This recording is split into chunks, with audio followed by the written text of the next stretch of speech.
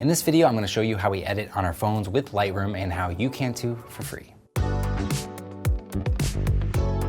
If you don't have an Adobe CC subscription for Lightroom, they are $10 per month here in the US, but the good news is you can still use Lightroom on your phone or iPad for absolutely free. Now, the drawbacks with the free version are you won't get selective adjustments like the graduated filter, healing brush, etc. It also won't sync your photos, edits, and presets from your computer over to your phone. And you can't edit raw camera files unless they are DNG format. But they do offer a 7-day free trial if you want to check it out. And for the record, this video isn't sponsored by Adobe.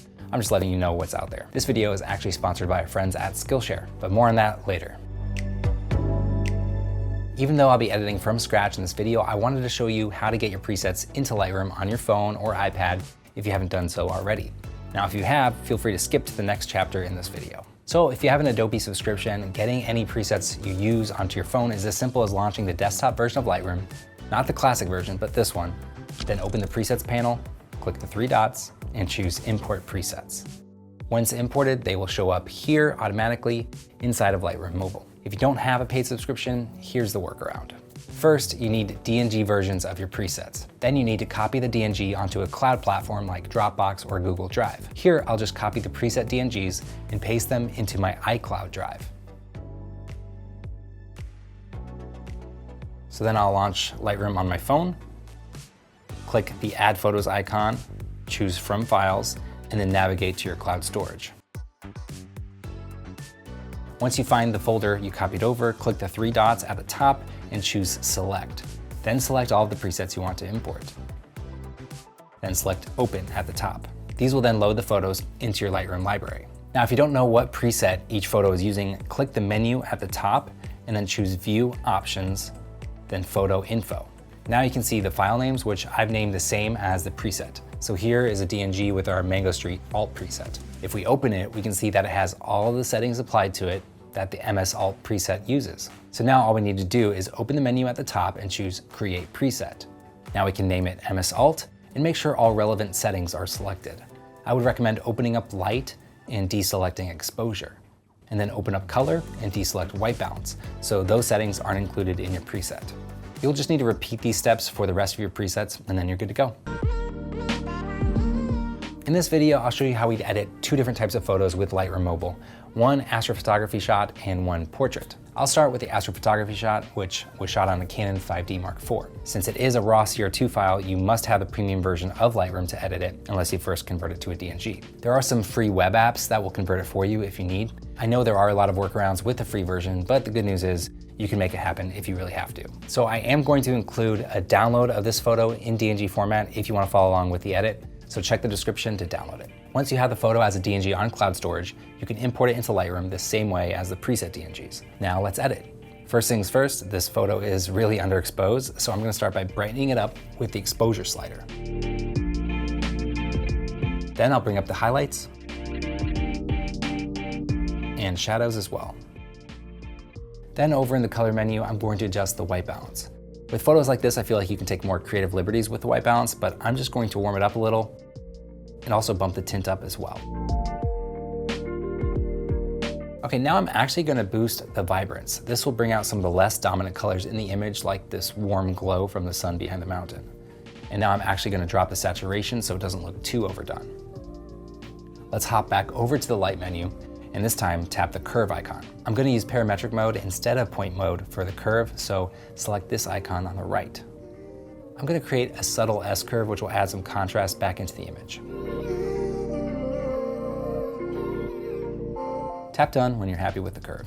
Okay, let's once again head back into the color panel and tap Mix. Now I'm going to start by zooming in on this orange glow here in the background. Now I'll select the target adjustment icon, select saturation at the bottom, and then tap and drag up on the orangish glow to make it pop a little more. I'll then deselect target adjustment, tap on orange, and increase the saturation manually.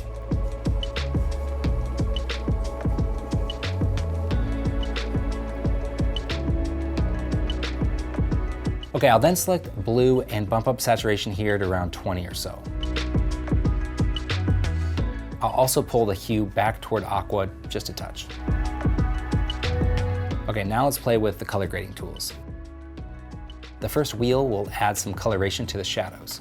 I recommend just dragging around the circle to find a hue that you like best. The farther away from the center of the circle you are, the more saturation will be added in. So once you find the hue that you like, bring it back towards the center of the circle to decrease the saturation so it's not overkill. You can follow the same process for midtones, highlights,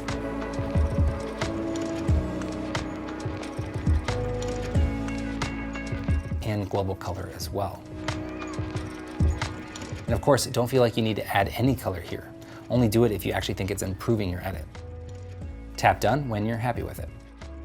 Then in the effects menu, I want to increase dehaze. Dehaze works great for bringing out the stars in the night skies, but just be careful not to overdo it. Okay, it's still looking a little dark, so I'm gonna go back into the light menu. I'm actually gonna drop the contrast and increase the highlights and shadows even more.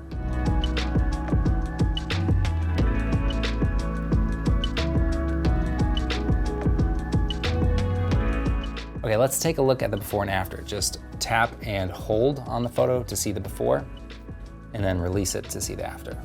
It's looking really good, but I normally would want to use some graduated filters to target both the sky and then the fore and midgrounds with different edits. So I'm gonna move to the paid version of Lightroom to do this. All right, start by tapping selective, and then choose the graduated filter icon. Let's drag down from the middle of the sky down to the ridgeline.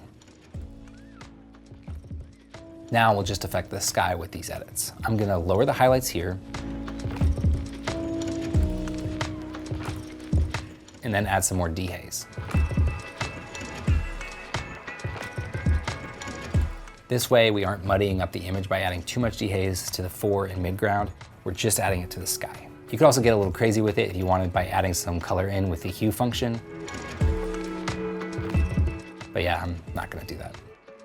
Now I can make another filter for the bottom half of the photo. I just wanna brighten it up. And then lower the saturation a little. All right, I'm really happy with the edit. Let's take a look at the before and after. Okay, so I have this photo that we took a few years ago on the iPhone 7 Plus. So now's a good time to use a preset if you have a go-to one that you like to use for portraits. Mine is our MS Portrait preset, so you can see if I add that on, it's already got that look that I go for, but this is an editing video, so let's start from scratch. Now we've done the following adjustments in just about every single one of our Lightroom tutorials, but I'm gonna lower the contrast and highlights, and then lift the shadows and whites. And then I'll lower the blacks as well. Then at the top, I'll head into the tone curve. Now I'm gonna use point mode this time to create another S curve, but I am going to lower the brighter part of the curve more than I did with the previous photo. In the color menu, I'll warm up white balance, bump up the vibrance, and lower the saturation. Then in mix, I'll use the target adjustment to decrease the red saturation of our model's lips. And then switch to luminance and lift the luminance on her face.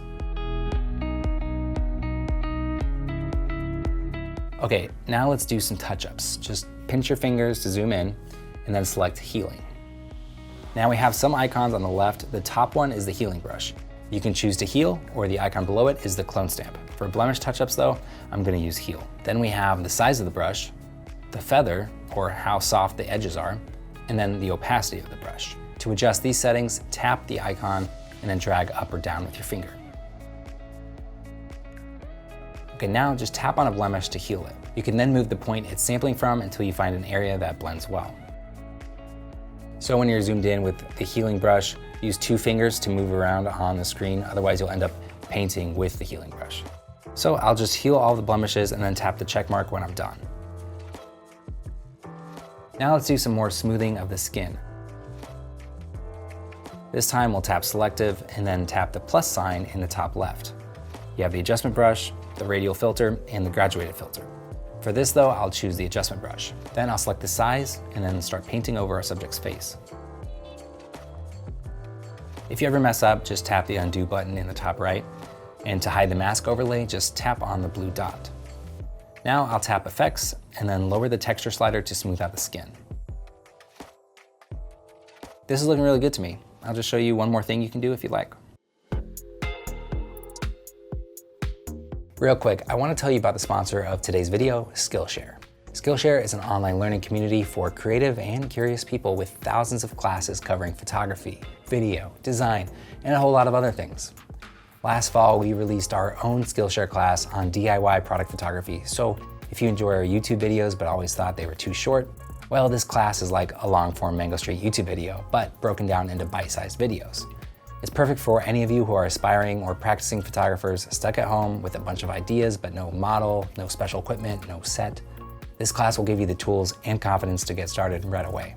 We also did a Skillshare live session as a follow-up to the class where we go into more editing in Lightroom and Photoshop. And if you're sick of us, there are so many other great photography and filmmaking classes on Skillshare, like this one on creating conceptual photos on your phone by Amelie Zatzker. Most classes are under 60 minutes with short lessons that can fit just about any schedule.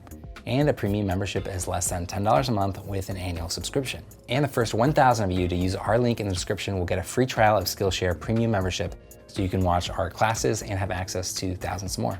We'll see you in there.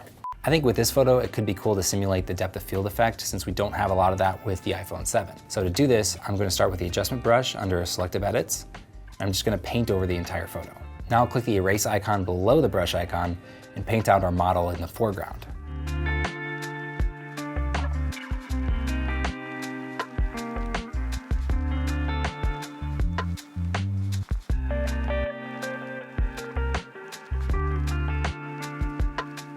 Once we have her masked out, I'll go to Detail and then lower the sharpness all the way.